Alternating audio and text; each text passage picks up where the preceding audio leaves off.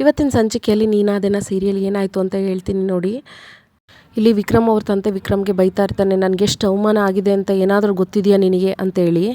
ಹನಿಮೂನಿಗೆ ಹೋದ್ನಾ ನಿನ್ನ ಮಗ ಅಂತ ಕೇಳಿದ್ರು ಕಣೋ ನನ್ನ ಅಂತಂದ.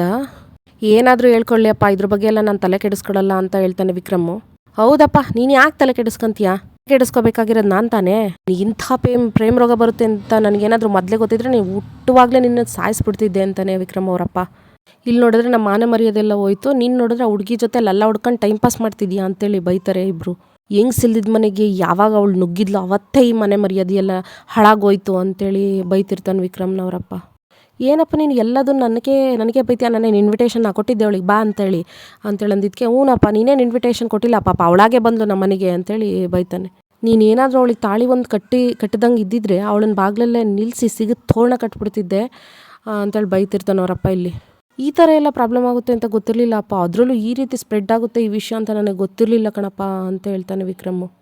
ಅದಕ್ಕೆ ವಿಕ್ರಮ್ ಅವರಪ್ಪ, ವೀರ ಒಂದು ಕೆಲಸ ಮಾಡೋಣ ಕಣ, ನಾವೇ ಜನಗೆಲ್ಲ ಹೇಳ್ಬಿಟ್ಟು ಒಂದು ದೊಡ್ಡದಾಗಿ ರಿಸೆಪ್ಷನ್ ಮಾಡಿಬಿಡೋಣ, ನಾವು ಅವಾಗ ಜನಕ್ಕೆ ಉತ್ತರ ಕೊಡೋದೇ ತಪ್ಪಿಬಿಡುತ್ತೆ, ಇವಳು ಇಂಥವಳನ್ನ ಮದುವೆ ಆಗಿ ಬಂದಿದ್ದಾನೆ ಅಂತೇಳಿ ನಾವೇ ಹೇಳ್ಬಿಡೋಣ ಅಂತೇಳಿ ವಿಕ್ರಮ್ಮು ವೀರಂಗೆ ಹೇಳ್ತಾನೆ. ನಾವೇನಿಲ್ಲಿ ಡ್ರಾಮಾ ನಡೆಸ್ತಿಲ್ಲ, ನೀನು ಹೀರೋನೂ ಅಲ್ಲ ಅವಳು ಹೀರೋಯಿನ್ನೂ ಅಲ್ಲ, ನಾವೇನಿಲ್ಲಿ ಆಡಿಯನ್ಸು ಅಲ್ಲ ಅಂತೇಳಿ ವೀರ ಬೈದಿದ್ದಕ್ಕೆ ವಿಕ್ರಮು, ಸಾಕು ಕಣ ಸುಮ್ಮನೆ ಇರೋ ಅಂತೇಳಿ ಅಂತಾನೆ. ನೀನು ಸಾಕು ಅಂದರೆ ನಿನ್ನ ಶೆಟ್ರು ಸುಮ್ಮನೆ ಬಿಡ್ತಾರೆ ಅಂತ ತಿಳ್ಕೊಂಡಿದ್ದೇನಪ್ಪ, ಅವ್ರು ಬಿಡಲ್ಲ ನೋಡುವಂತೆ ಇರು ಅಂತೇಳಿ ಅಂತಾನೆ ವಿಕ್ರಮ್ ಅವರಪ್ಪ. ನೀನಾಗೆ ಆ ಹುಡುಗಿನ ಮನೆಯಿಂದ ಕಳಿಸ್ತೀಯೋ ಅಥವಾ ನಿನಗೂ ಆ ಹುಡುಗಿ ಜೊತೆ ಗೇಟ್ ಪಾಸ್ ಕೊಡ್ಲು ಅಂತಾನೆ ಅವರಪ್ಪ. ರೂಮಲ್ಲಿ ಬಟ್ಟೆ ಮಡ್ಚಿಡ್ತಾ ಇರ್ತಾಳೆ ದೇವಕಿ. ಅವಾಗ ಅವಳ ಕೈಯಲ್ಲಿ ಒಂದು ಹಸಿರು ಬಳೆ ಸಿಗುತ್ತೆ. ವಿಕ್ರಮ್, ಇದು ನಾನು ನಿನಗೆ ಅವಮಾನ ಆಗಲಿ ಅಂತೇಳ್ಬಿಟ್ಟು ಹಾಕ್ಕೊಳಕ್ಕೆ ಹೇಳಿ ಅಂತೇಳಿ ಪೊಲೀಸ್ ಕೈಲಿ ಕೊಟ್ಟಿದ್ನಲ್ಲ ಅದೇ ಬಳೆ ಅಲ್ವಾ ಇವು, ಏನು ನೆನಪಿಗೆ ಇಟ್ಕೊಂಡಿದ್ಯಾ, ನಾನು ಅವಮಾನ ಮಾಡಿರೋದು ನೀನು ಇನ್ನೂ ಮರ್ತೇ ಇಲ್ವಾ ಅಂತಾಳೆ. ವಿಕ್ರಮ್, ನಾನಿಲ್ಲ ಏನೂ ಮರ್ತಿಲ್ಲ, ಎಲ್ಲದೂ ನೆನಪಿಗಿದೆ, ನೀನು ನನಗೆ ಕೆನ್ನೆಗೆ ಹೊಡೆದಿದ್ದು ಎಲ್ಲದೂ ನೆನಪಿಗಿದೆ ನನಗೆ ಅಂತಾನೆ. ಪೊಲೀಸ್ ಹತ್ರ ಬಳೆ ಕೊಟ್ಟು ತೊಟ್ಕೊಳಕ್ಕೆ ಹೇಳು ಅಂತ ಹೇಳಿದ್ದು ಯಾವುದೂ ನಾನು ಮರ್ತಿಲ್ಲ, ನೀನು ನನಗೆ ಕೊಟ್ಟಿರೋ ಒಂದೊಂದು ಟಾರ್ಚರು ನಾನು ನೆನಪಲ್ಲಿ ಇಟ್ಕೊಂಡಿದ್ದೀನಿ ಅಂತಾನೆ ವಿಕ್ರಮ್. ಅವಮಾನನ ನೀನು ಇನ್ನೂ ಇವಾಗಲೂ ಮಾಡ್ತಾನೆ ಇದೆಯಾ, ಅದಕ್ಕೆ ಅವು ಯಾವುದನ್ನು ಮರಿಬಾರ್ದು ಅಂತಲೇ ಬಳೆ ತಂದು ಮನೇಲಿ ಜೋಪಾನವಾಗಿಟ್ಟಿದ್ದೀನಿ. ಈ ಬಳೆ ನೋಡಿದಾಗೆಲ್ಲ ಅದನ್ನು ನಿನಗೆ ರಿವೆಂಜ್ ತೊಗೊಳ್ಲೇಬೇಕು, ನಿನಗೆ ವಾಪಸ್ ಕೊಡಲೇಬೇಕು ಅಂತ ಅನಿಸುತ್ತೆ ನನಗೆ. ಸೇಟ್ ತೀರಿಸ್ಕೋಬೇಕು ಅಂತಿದ್ದೆ, ಅಷ್ಟರಲ್ಲಿ ನಿನ್ನ ಮೇಲೆ ಪ್ರೀತಿ ಹುಟ್ಟಿತು ಅಂತ ಹೇಳಕ್ಕೆ ಹೋಗ್ತಾನೆ. ಅಷ್ಟೊತ್ತಿಗೆ ವೇದ ಮಾತಿಗೆ ಮುಂಚೆನೇ, ಹೌದಾ ಹಾಗಾದರೆ ಇದೆಲ್ಲ ನೀನು ನನ್ನ ಜೊತೆ ಸ್ನೇಹ ಬೆಳೆಸಿದ್ದು ಇದೆಲ್ಲ ಸುಳ್ಳು, ಕುಡ್ದುಬಿಟ್ಟು ಮಾಡಿರೋ ತಪ್ಪಲ್ಲ, ಬೇಕು ಅಂತಲೇ ನನ್ನ ಮೇಲೆ ಸೇಟ್ ತೀರಿಸ್ಕೊಳ್ಳೋಕ್ಕೆ ನೀನು ನನಗೆ ತಾಳಿ ಕಟ್ಟಿದ್ದ ಅಂತ ತೆಗೆದುಬಿಡ್ತಾಳೆ ಮಾತು. ವಿಶ್ವನ ಮೇಲಿರೋ ಕೋಪಕ್ಕೆ ನೀನು ನನಗೆ ತಾಳಿ ಕಟ್ಟಿದ್ದಲ್ವಾ, ನನ್ನ ಮೇಲಿರೋ ಸೇಡಿಗೆ ನೀನು ನನಗೆ ತಾಳಿ ಕಟ್ಟಿದ್ದು ಅಂತ ಅವಳೇ ತಿಳ್ಕೊತಾಳೆ. ಇಟ್ಟಲ್ಲಿ ವಿಕ್ರಮ್ ಹೌದು ಅಂದ್ಬಿಡ್ತಾನೆ. ಅದಕ್ಕೆ ಹೌದು, ಅದಕ್ಕೆ ಹಿಂಗೆ ಮಾಡಿದ್ದು, ನೀನು ಅವತ್ತು ಬೇಡಿ ಹಾಕಿ ನನ್ನ ಕೈ ಕಟ್ಟಾಕಿದ್ದೆ ಅಲ್ವಾ, ಅದಕ್ಕೆ ನಾನು ಇವತ್ತು ತಾಳಿ ಹಾಕಿ ನಿನ್ನನ್ನು ಕಟ್ಟಾಕಿದ್ದೀನಿ, ಏನೇ ಮಾಡ್ತೀಯಾ ಅಂತ ವಿಕ್ರಮ್ ಸ್ವಲ್ಪ ರೈಸ್ ಆಗಿಬಿಡ್ತಾನೆ ವೇದ ಮೇಲೆ. ಸಮಾಧಾನ ಆಯಿತಾ, ನಮ್ಮ ಅಪ್ಪನ ಹತ್ರ ನಾನು ಬೈಸ್ಕೊಂಡಿದ್ದೀನಿ, ಒಳ್ಳೆ ಇರಿಟೇಷನ್ ಮಾಡ್ತೀಯಾ ನೀನು ಅಂದ್ಕೊಂಡು ಹೋಗ್ತಾನೆ. ಅದಕ್ಕಂತ ಜಾನಕಮ್ಮನ ಹತ್ರ ಹೋಗ್ತಾಳೆ ವೇದ. ಜಾನಕಮ್ಮ ಹೇಳ್ತಾಳೆ, ಅಲ್ಲಮ್ಮ ಅಳಬಾರ್ದು ಅಂತ ನಾನು ಅವತ್ತೇ ಹೇಳಿಲ್ವಾ, ಯಾಕೆ ಅಳ್ತಿದ್ಯಾ ಅಂದಿದ್ದಕ್ಕೆ ಜಾನಕಮ್ಮ ನೀವು ಹೇಳ್ದಂಗೆ ಗಟ್ಟಿ ಮನ್ಸು ಮಾಡಿಕೊಂಡು ನಾನು ವಿಕ್ರಮ್ ಅವ್ರ ಮನೆಗೆ ಹೋದೆ, ಆದರೆ ನನಗೆ ಅಲ್ಲಿ ಹೋದ್ಮೇಲೆ ಗೊತ್ತಾಯಿತು ಅವನು ನನ್ನ ಮೇಲಿರೋ ಸೇಡಿಗೆ ಮದುವೆ ಆಗಿದ್ದಾನೆ ಅಂತ ಹೇಳ್ತಾಳೆ ವೇದ. ಜಾನಕಮ್ಮ, ಹೌದೇನೆ, ಹಾಗಂತ ಅವನೇ ಹೇಳಿದ್ನಾ ಅಂತ ಕೇಳುತ್ತೆ. ಹೌದು ಜಾನಕಮ್ಮ, ನಾನೇನೋ ಕುಡಿದು ತಪ್ಪು ಮಾಡಿದ ಅಂತ ನಾನು ಅಂದ್ಕೊಂಡೆ, ಅವನೇ ಹೇಳಿದ್ದು ನಿನ್ನ ಮೇಲೆ ಸೇಡ್ ತೀರಿಸ್ಕೊಳಕ್ಕೆ ನಾನು ಮಾಡಿದ್ದು ಅಂತ ಹೇಳ್ತಾಳೆ. ಅದಕ್ಕೆ ಜಾನಕಮ್ಮ, ಸರಿನಮ್ಮ, ಇಷ್ಟೆಲ್ಲ ಆದರೂ ನೀನು ಇನ್ನೂ ಯಾಕೆ ಅವ್ರ ಮನೇಲಿದೆಯಾ, ತಿಳಿದಿರೋ ಮಾಡ್ದಿರೋ ಏನೋ ತಪ್ಪು ಮಾಡಿದ್ರೆ ಓಕೆ, ತಿಳಿದು ಮಾಡಿರೋ ತಪ್ಪು ನೀನು ಯಾಕೆ ಇನ್ನೂ ಅಲ್ಲೇ ಇದೆಯಾ ಅಂತ ಹೇಳುತ್ತೆ ಜಾನಕಮ್ಮ. ಮರ್ಯಾದೆ ಇಲ್ದಿರ ಅಂಥ ಜಾಗದಲ್ಲಿ ಹೆಣ್ಣನ್ನು ಗುಲಾಮನ ಥರ ನೋಡೋವಂಥ ಜಾಗದಲ್ಲಿ ಒಂದು ಕ್ಷಣನೂ ಇರಬಾರ್ದು ವೇದ ಅಂತ ಜಾನಕಮ್ಮ ಹೇಳ್ತಾರೆ.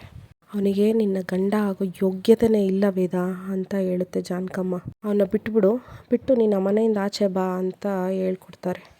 ಇನ್ನೊಂದು ಕಡೆ ವಿಕ್ರಮ್ ಅವಳಿಗೆ ವೇದಂಗೆ ಅಂದಿರೋದನ್ನೆಲ್ಲ ನೆನಪು ಮಾಡ್ಕೊಂಡು ಕೂತಿರ್ತಾನೆ.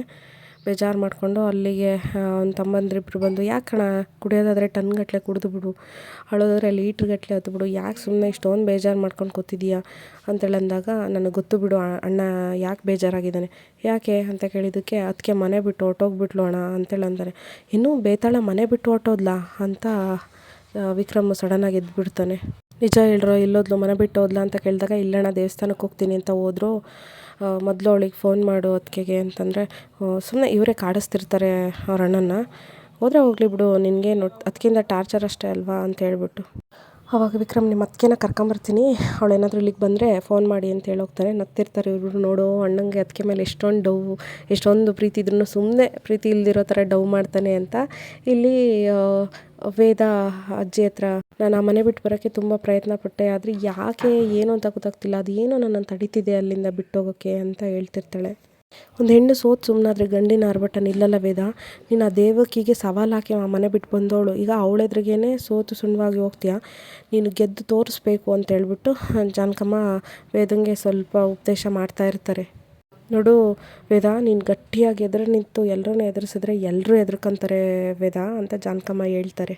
ಅವನು ನಿಂತು ಕುತ್ತಿಗೆ ಕಟ್ಟಿರೋದು ನಿನ್ನ ಸುತ್ತ ಹಾಕಿರೋ ಬೇಲಿ ಅಂತ ನೀನು ತಿಳ್ಕೊಬೇಡ, ಅವನು ನಿನ್ನ ಹಿಡ್ತಕ್ಕೆ ಸಿಗೋಕ್ಕೆ ಅವನೇ ಹಾಕ್ಕೊಂಡಿರೋ ಒಂದು ಬೇಲಿ ಅಂತ ನೀನು ಅಂದ್ಕೋಬೇಕು ವೇದ ಅಂತ ಹೇಳ್ತಾರೆ ಅಜ್ಜಿ. ನಾನು ಹೋಗ್ತೀನಿ ಜಾನಕಮ್ಮ, ನನ್ನ ಹಣೆ ಬರೋಣ ನಿರ್ಧಾರ ಮಾಡೋ ಹಕ್ಕು ವಿಕ್ರಮ್ಗೆ ಕೊಡಲ್ಲ. ನಾನು ಅವನ ಜಾಗಕ್ಕೆ ಹೋಗಿ ನನ್ನ ಸ್ವಂತ ಬುದ್ಧಿ ಉಪಯೋಗಿಸಿ ನಾನು ಬದುಕ್ತೀನಿ ಅವನ ಜಾಗದಲ್ಲಿ ಅಂತ ವೇದ ಹೇಳ್ತಾಳೆ ಅಜ್ಜಿಗೆ. ಇಲ್ಲಿ ವೇದನ ಮನೆ ಒಳಗೆ ಐಶ್ವರ್ ಬಂದುಬಿಟ್ಟು ಸುಮ್ಮನೆ ಆಡ್ಕೊತಾ ಇರ್ತಾರೆ. ಏನಮ್ಮ ಇಷ್ಟೊಂದು ಖುಷಿಯಾಗಿದ್ದಾರೆ ಇವರು ಅಂತೇಳಿ ಅಮ್ಮ ಮಗಳು ಬಂದಿರ್ತಾರೆ. ಕಣೆ ಖುಷಿಯಾಗಿಲ್ದರೆ ಏನು ಮಾಡ್ತಾರೆ, ಈಗ ಬೇರೆ ರೌಡಿ ಅಳಿಯ ಸಿಕ್ಬಿಟ್ಟಿದ್ದಾನೆ ಅಂತ ಆಡ್ಕೊತಾ ಇರ್ತಾರೆ. ಬರೀ ರೌಡಿ ಅಳಿಯ ಅಲ್ಲಮ್ಮ, ರೌಡಿ ಅಳಿಯ ಶ್ರೀಮಂತ ಅಂತ ಗೊತ್ತಾಗಿರೋ ಖುಷಿಗೆ ಇವ್ರು ಇಷ್ಟೊಂದು ಖುಷಿಯಾಗಿರೋದು ಅಂತಾಳೆ ಐಶು. ಅಳಿಯ 3 ಬಿಟ್ಟವನಾದರೂ ಪರವಾಗಿಲ್ಲ, ಅವನಿಗೆ 3 ಕಾರ್ ಇದ್ದರೆ ಸಾಕು ಅಂತ ಸುಮ್ಮನೆ ಪಾಪ ಅವಳನ್ನು ಪೀಡಿಸ್ತಿರ್ತಾರೆ. ಅವಾಗಳು ಇಲ್ಲೆಲ್ಲ ನಾಯಿಗಳು ಹೊಡಿಯೋಕ್ಕೆ ಅಂತ ಒಂದು ಕೋಲಿಟ್ಟಿದ್ದೆ ಬಂದುಬಿಡ್ತಾವೆ ಹಂಗೆ ಅಂತೇಳಿ ಅಂತಿರ್ತಾಳೆ ವೇದ ಅವರಮ್ಮ. ಏನಮ್ಮ ಇದು ದೊಡ್ಡಮ್ಮ ಒಳ್ಳೆ ಬೆಕ್ಕಿನ ಮರಿ ಥರ ಇದ್ದರು, ಈಗ ನೋಡಿದ್ರೆ ನಿನಗೆ ನಾಯಿ ಅಂತೇಳಿ ಇಂಡೈರೆಕ್ಟಾಗಿ ಬೈದೋಗ್ತಿದ್ರಲ್ಲಮ್ಮ ಅಂತೇಳಿ ಅಂತಾಳೆ ಐಶು ಅವರಮ್ಮಂಗೆ.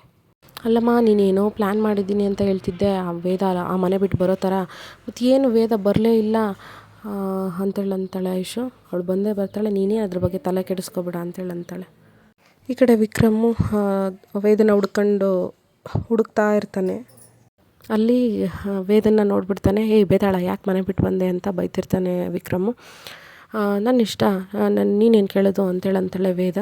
ನೀನು ಹೋಗು ಅಂದ್ರೂ ಹೋಗಲ್ಲ, ನೀನು ಸೇಟ್ ತೀರಿಸ್ಕೊಳ್ಳೋಕ್ಕೆ ನನ್ನ ಮದುವೆ ಆಗಿದ್ರು ನಾನು ನನ್ನ ಮನೆ ಅದು, ನಾನು ಹೋಗಲ್ಲ ಎಲ್ಲಿಗೂ ಅಂತ ಅವರಿಬ್ಬರು ಅಲ್ಲಿ ರೋಡಲ್ಲೇ ಜಗಳ ಮಾಡ್ಕೊಂಡು ನಿಂತ್ಕೊಳ್ತಾರೆ. ಅಂಥವಳು ಯಾಕೆ ಮನೆ ಬಿಟ್ಟು ಹೋದೆ ಅಂತ ಅಂತಾನೆ ವಿಕ್ರಮ. ಅಂದರೆ ಏನೋ ನನಗೆ ಅಷ್ಟು ಸ್ವತಂತ್ರ ಇಲ್ವಾ, ಏನೋ ಉಸಿರು ಕಟ್ಟಂಗೆ ಆಗ್ತಿತ್ತು, ಗಾಳಿ ತೊಗೊಳ್ಳೋಣ ಅಂತ ಹೊರಗೆ ಬಂದೆ. ಎಲ್ಲದಕ್ಕೂ ಈ ಮಹಾರಾಜನ ಅಪ್ಪಣೆ ಕೇಳೇನೆ ಹೊರಗೆ ಬರಬೇಕು, ಸರಿ ಬಿಡು ಆಯಿತು ಅಂತೇಳಿ ಅಂತಿರ್ತಾಳೆ ವೇದ.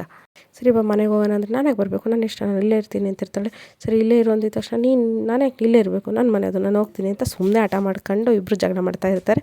ಇಷ್ಟೇ ಇವತ್ತಿನ ಸಂಚಿಕೆ. ದಯವಿಟ್ಟು ಚಾನಲ್ನ ಸಬ್ಸ್ಕ್ರೈಬ್ ಮಾಡಿ. ನೀನಾದೆನ್ನ ಸೀರಿಯಲ್ನ ಪ್ರತಿಯೊಂದು ಎಪಿಸೋಡನ್ನು ಟಿವಿಗಿಂತ ಮುಂಚೆ ನಾನು ಅಪ್ಲೋಡ್ ಮಾಡ್ತೀನಿ. ದಯವಿಟ್ಟು ನನಗೆ ಸಪೋರ್ಟ್ ಮಾಡಿ. ಆ್ಯಂಡ್ ನನ್ನ ಇನ್ನೊಂದು ಚಾನಲ್ ಇದೆ, ಅದಕ್ಕೆ ಕೂಡ ಸಬ್ಸ್ಕ್ರೈಬ್ ಆಗಿ. ಚಾನಲ್ನ ಕೆಳಗಡೆ ಡಿಸ್ಕ್ರಿಪ್ಷನಲ್ಲಿ ಅದನ್ನು ಮೆನ್ಷನ್ ಮಾಡಿರ್ತೀನಿ. ಆ್ಯಂಡ್ ಮುಂದಿನ ಸಂಚಿಕೆನ ಅಪ್ಲೋಡ್ ಮಾಡ್ತೀನಿ. Thank you so much.